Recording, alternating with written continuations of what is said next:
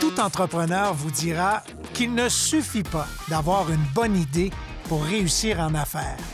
Il vous faudra beaucoup de travail, de volonté, de patience, de résilience, une bonne dose de ténacité et par-dessus tout, beaucoup, voire énormément de détermination. Bienvenue à Profession Beauceron. Ici Richard Poulain. Depuis 30 ans maintenant, je vous partage mon amour pour les communications. J'adore découvrir ces belles histoires, ces belles réussites, afin de vous les partager. Permettez-moi de vous en raconter une toute nouvelle.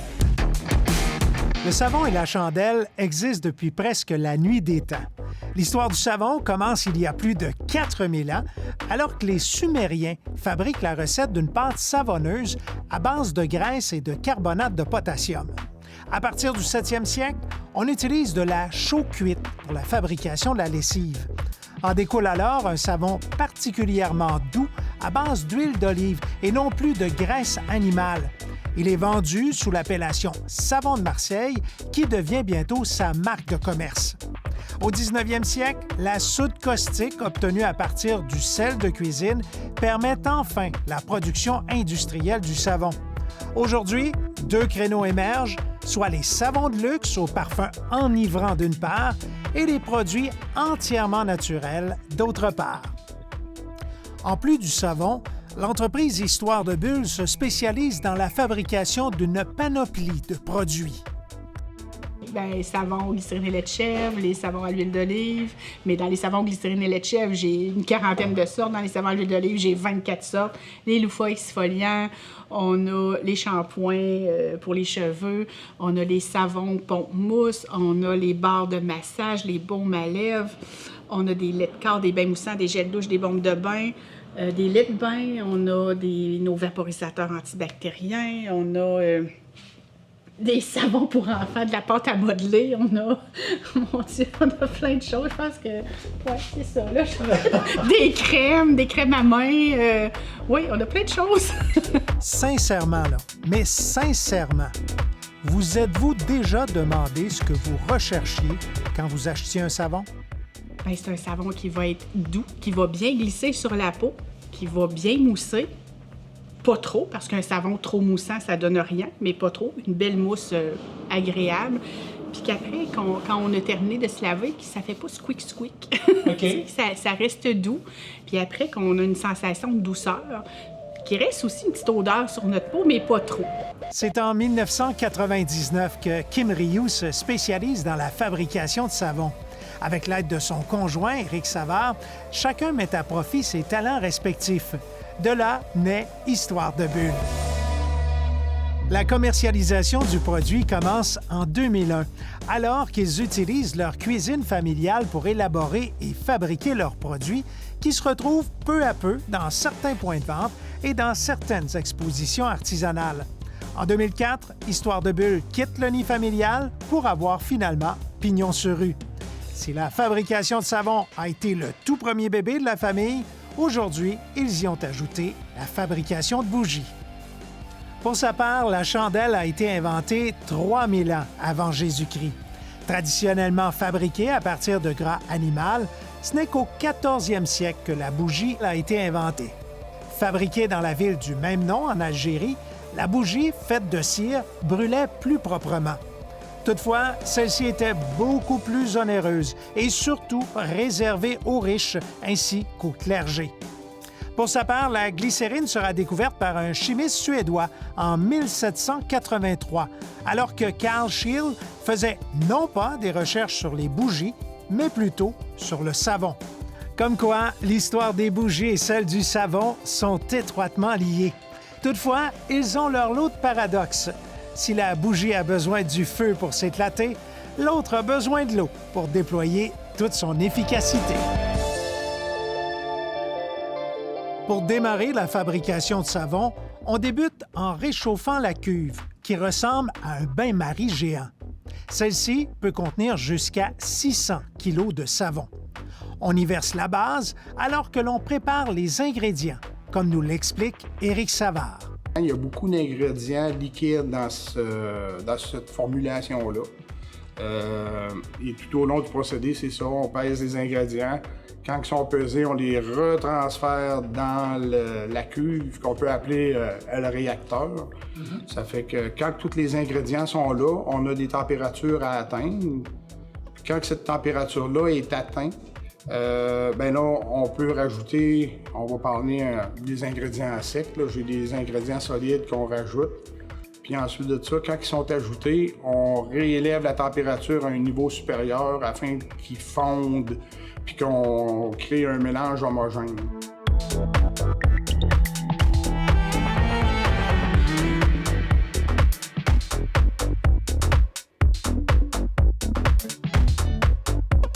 Au niveau de l'odeur, la couleur, tout dépendant de la base, si on parle de la couleur, on fait 2 bases présentement ici. On a une base de clair, puis on a une base de lait de chèvre. Je suis tombée en amour aussi avec les propriétés que ce lait-là apportait à la peau. Donc, c'est pour ça on a choisi ça, puis on a toujours continué dans ça. C'est très, très hydratant. La molécule du lait de chèvre est très, très petite, donc elle est capable de bien hydrater la peau. C'est dans la base que l'on insère le parfum choisi. Pour ce qui est de la couleur, voici comment l'on procède. Ces couleurs-là sont fabriquées un petit peu d'avance. Ça fait que là, ils prennent le savon clair, ils le fondent, ils le transforment. Après ça, ils suivent les recettes qu'ils ont besoin. S'ils ont besoin d'une recette de rose, bien, ils vont suivre la recette du rose. S'ils ont besoin de la recette du bleu océan, mettons, ils vont faire le bleu océan. Puis ensuite de ça, c'est stocké une certaine quantité pour la fabrication. Le parfum est ajouté seulement quand ils sont prêts à faire le savon. Okay. C'est dans la base de lait de chèvre que le parfum est ajouté.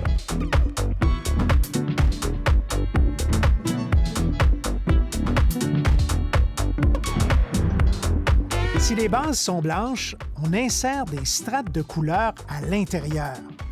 Kim nous dit d'ailleurs quelle couleur semble avoir la faveur populaire. Le bleu. Pourquoi? Ça doit être à cause de la couleur de l'eau. J'imagine. Le bleu est très... Puis quand je parle de bleu, je parle pas d'un bleu marin. Je parle vraiment d'un bleu océan, un bleu turquoise. Ça, c'est une couleur qui attire énormément. Quand la réaction des ingrédients est complétée, on attend que le savon s'éclaircisse. Ne reste plus qu'à couler le produit fini à l'intérieur des contenants et à laisser reposer. Le lendemain, on procède à la finition du produit. Le lendemain, bien là, ils sont démoulés. Les arêtes des savons sont arrangées. Ensuite de ça, bien, on s'en va au coupage. Tout dépendant du type de savon qu'on a fait, bien, ça s'en va, si ça s'en va pour les boutiques cadeaux, ça va être emballé à la main.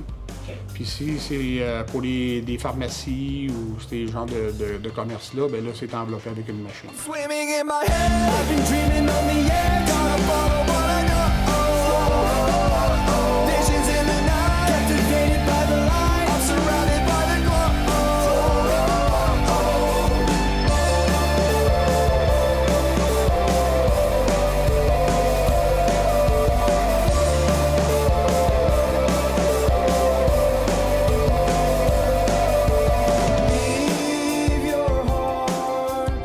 La fabrication de bougies, l'histoire est beaucoup plus récente, mais non moins passionnante.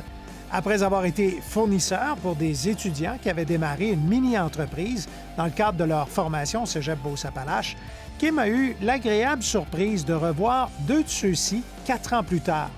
Ces étudiants venaient de compléter leurs études aux États-Unis et avaient démarré une entreprise de fabrication de bougies avec une cire et une mèche bien particulières.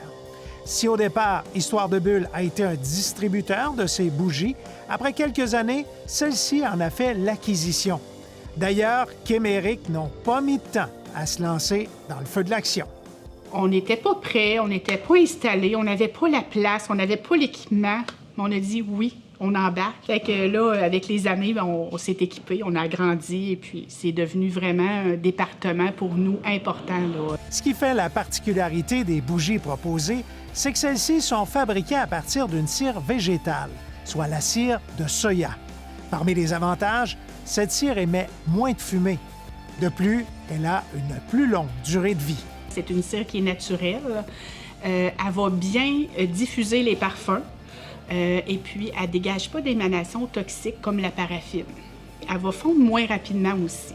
Tu sais, si tu as une petite bougie, elle va brûler 40 heures. Puis si tu as une grosse bougie comme ça, elle va brûler au-dessus de 100 heures. Pour la conception, la première étape est la préparation des contenants pour recevoir la cire. Les contenants sont apportés à l'intérieur de la section où les chandelles sont fabriquées. Chaque verre est inspecté, parce que c'est des verres en vitre, si on peut dire, là. Chaque verre, chaque contenant est inspecté individuellement. Ensuite de ça, les verres sont placés sur la table. L'autre élément distinctif est l'utilisation d'une mèche de bois. Diverses mèches de bois sont offertes aux fabricants de bougies, dont des mèches plates. Cette mèche offre surtout une flamme bien différente d'une chandelle traditionnelle. La flamme est beaucoup plus large, puis il y a un petit crépitement. Elle va crépiter. On va entendre comme un petit feu de bois quand on l'allume.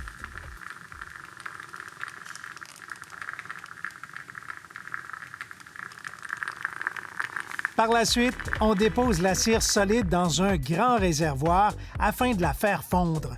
Grâce à un appareil contrôlé par ordinateur, on procédera à l'injection des bonnes quantités des produits, dont le parfum choisi, pour créer la chandelle désirée. Dans le cas de cette machine-là, celle-là qui est informatisée, on fonctionne avec une injection de parfum. L'avantage qu'on a avec l'injection du parfum, c'est qu'on ne brûle pas le parfum parce qu'avec des machines conventionnelles, il faut mêler le parfum avec la cire pendant la chauffe. Okay. Ça fait que là, le parfum est déjà réchauffé. Il y a une certaine partie du parfum qui s'évapore. Ça fait qu'il faut rajouter plus de parfum dans la chandelle. Tandis que l'injection de parfum se fait à la sortie, juste avant de tomber dans le contenant. C'est là que c'est mélangé. Une fois cette étape terminée, il ne restera plus qu'à les emballer.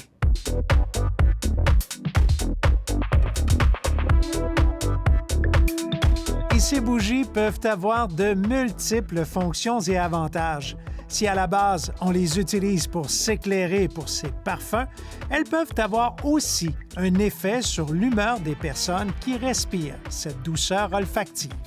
Moi, j'aime ça parce que ça me fait relaxer. La lavande, la lavande, c'est relaxant. Si on travaille avec l'huile essentielle, encore plus. L'eucalyptus va venir dégager notre mauvais rhume. On pourrait continuer comme ça, là.